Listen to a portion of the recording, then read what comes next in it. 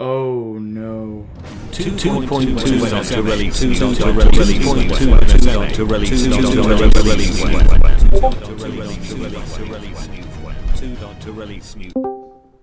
Where's the next episode? Alright, fine, I'll do it! So I did have a request recently. I'm finally going to cover recently everything that has happened during the last 2 weeks 2.2 news. Last episode I mentioned about having icon contests and a new theory surrounding a possible 2.2 release date. Also, can I mention that there is so much news recently? Like, Jesus Christ, look at this behemoth! So anyways, strap in as we're going to delve into everything that happened within the past 2 weeks. Starting off juicing and spicy, we're going to mention about Meltdown. Recently, Geometry Dash Meltdown and Light got removed from the Geometry Dash Play Store. Oh no, that's terrible. But now they're both back in action and we finally get to see Meltdown once and for all. Or have we? The reason I mentioned Meltdown is because some people acquired 1000 IQ and proceeded to look into the local data files for the game, and sure enough, RobTop had spaghettioed some of the 2.2 info in some of the files. With this being said, here are all of the data leaks from all versions of Meltdown. Starting off, people were quick enough to notice this off of the game sheet files. This is a clear GUI of the platform modes that RobTop was working on. It shows the left and right D-pad, the jump button, and an action button of some sort. My assumption is that the action button would probably have to do with the orbs in GD, or a touchable trigger that can be activated when the action button is pressed, but who knows. Similarly, people have noticed that the game sheets have been recently updated, with newer NTCs being added, and most notably newer triggers. These triggers include time warp, random scale, and stop jump triggers. Another thing to point out is the new camera triggers, like the offset and zoom camera triggers. To be honest, I'm glad that these inclusions are going to be added to the game, especially the camera features. gdelectrify dug even further and found the asset file for the new Copter game mode, as well as one more trigger, the reverse trigger. I'm not sure exactly what the reverse trigger does. My only assumption is that you're able to go through the level backwards, but that's just my guess. Another file that got added into the in-game asset files is a new sound. The file name is labeled as sound003.ogg. Here's the sound. I could assume that the sound would be played on platform mode, perhaps when you activate something, probably when you jump on an orb. This could lead to many things, but I'll leave this conclusion to anyone who is interested. Another feature that got introduced during Meltdown was the inclusion of the Twitch icon in the bottom left corner. On the free stuff chest, you're able to get the Twitch icon if you follow RobTop games on there. That is, unless if you're the 90% grid that doesn't do it in the first place. As this is discovered by entering a level, you're able to see the new loading bar, as RobTop in the past had mentioned about adding this. As for my previous past 2.2 release news episodes, he stated that he added this so that players with a lower end device, especially playing on a level with a high object count, wouldn't assume the screen is frozen when loading up a huge object level. On the game's files, people are to switch out the game's local ship asset file to a Copter asset file, most notably SMJS. I'll be talking about him later on. He later uploaded a video with a modded APK with the file switch, as now players can actually experience what the new Copter game mode would look like. Quite frankly, I'm surprised to say the least, as the Copter isn't half bad, dare I say, good. The controls for the Copter is as expected, but it's more fluid to what we had in mind. The gameplay for the Copter is more balanced and can definitely be used for good gameplay. If there's any Android users watching this video, I advise you go check out the download link to the modded APK for Meltdown to experience this for yourself. Links in the description below. When playing the online levels, players had also discovered that clicking on more on the custom songs will give the credit of the artist, but 2 more options. This time, you're able to swap out the menu loop.mp3 and the practice mode music to whatever custom songs you want, like At the Speed of Light by Dim Rain, and my favorite of them all, Oh My God, Pussy Hentai Oh My God by Sabritan. This is definitely going to be convenient now, as you don't have to scroll through the entirety of the local app files just to swap out a music ID to customize your music. Instead, you're able to automatically do all of that right from the get-go. And believe me, people on mobile, especially iOS devices, are going to enjoy these types of features, as they can now access or are able to do features like that, even though PC players could do, mobile couldn't.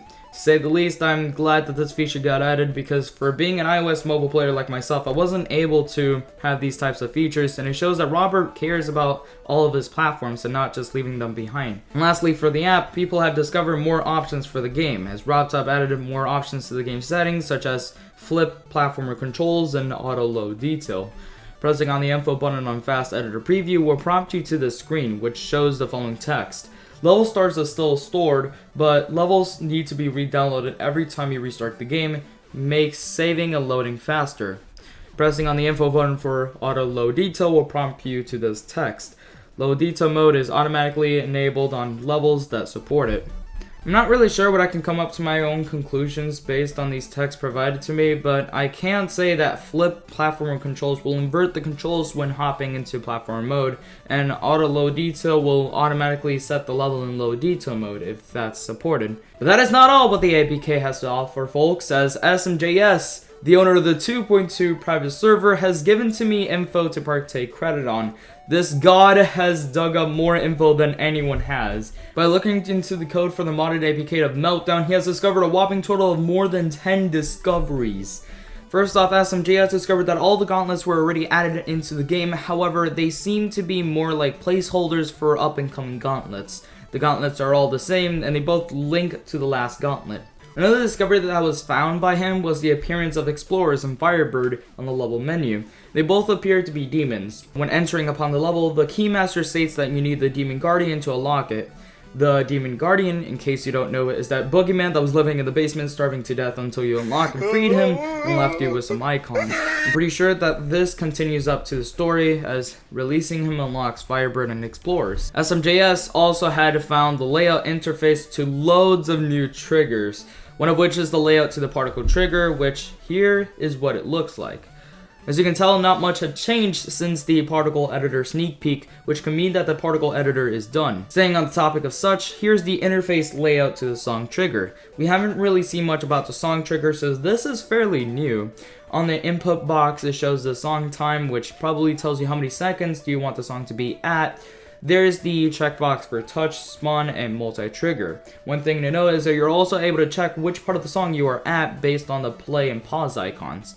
I'm not sure exactly what to make up for the trash icon at the top, but I would assume it's probably to erase the text on the song time input box. Another trigger that got added was the inclusion of the time warp trigger. The only thing that the interface for this trigger has is an input box and the spawn and touch trigger checkboxes. The timeout input box would input how much you want for the game to be slowed down. If you were to crank the timeout all the way up, then you would slow the game down so much you've literally stopped time! Another interface that was discovered was the gravity modifier interface. This could probably be used as an option where you have platform mode. In 2.2, literally people can simulate the moon. That's bananas. Guess what, guys? There's another leaked interface. That's right, a new scale interface has been introduced. The interface has changed quite a bit compared to what we saw as of the sneak peek.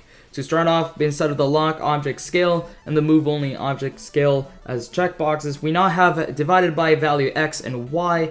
Also, notice how the only move scale has been moved up at the top left corner and has been changed to only move. Still on the topic of interfaces, here's an interesting one. The camera rotation.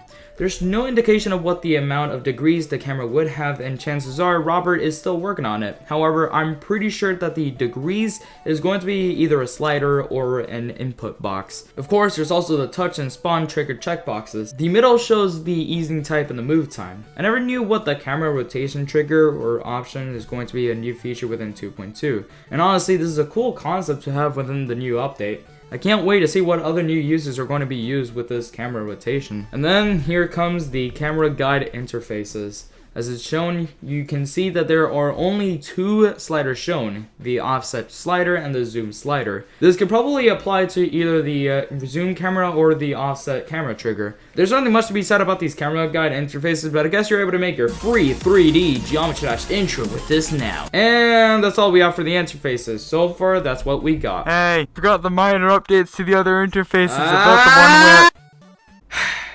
Well, a couple of days later, SMJS had dug up some update interfaces with the move trigger. It showed instead of moving move X, it displays as modifier X, which is kind of weird to me. I generally have no idea as to why they would change the name or update of the move trigger, because as far as I know, the move trigger was perfectly fine.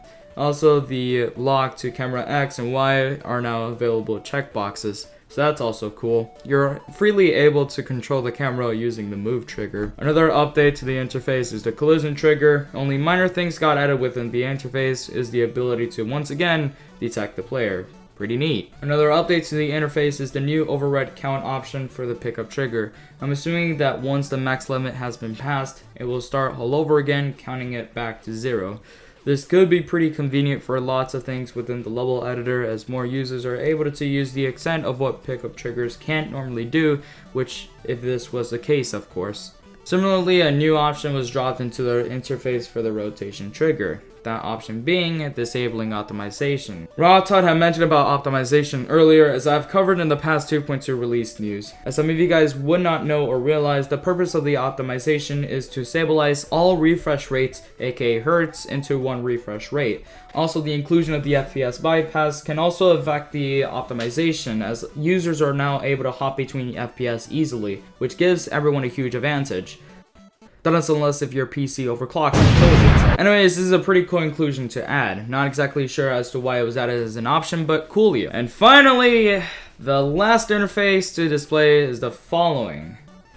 Not much to be said about the color interface, however, there is one thing that struck me the most. In the bottom right corner, you can see a few input boxes, most notably RGB. And the one that interests me the most, hex. You're able to go and select your color via RGB or via hex. I can honestly see this as a much more efficient way to choose your own color, and some share interesting color choices, as instead of staring at this, what the hell is this? Now you can be able to choose your own colors via RGB selection or hex. Phew, I am done for the day. Well, I think that's all we got for today. No, it can't be. More news? Ugh.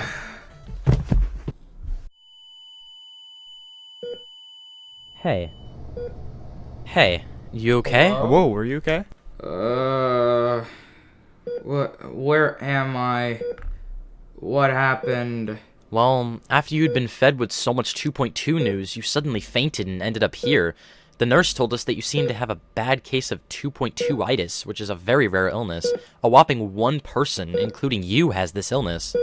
Oh, well, when am I able to recover? Well, a week wouldn't hurt. A week? But I need to get this video that people are watching now. And how am I supposed to be able to stream on Friday at 8 p.m. Eastern Standard Time Zone, which people should go watch? I think there's no other option but for me to take control of the rest of the 2.2 news. Well, I guess... But when's the jump cut gonna come in? Wait, what? Wednesday the 11th of December was a pretty eventful day to say the least, as RobTop entered the official GD server for the first time in almost 3 months to reveal lots of new things to the community. To start things off, RobTop discussed the new platform mode and what he had planned for it.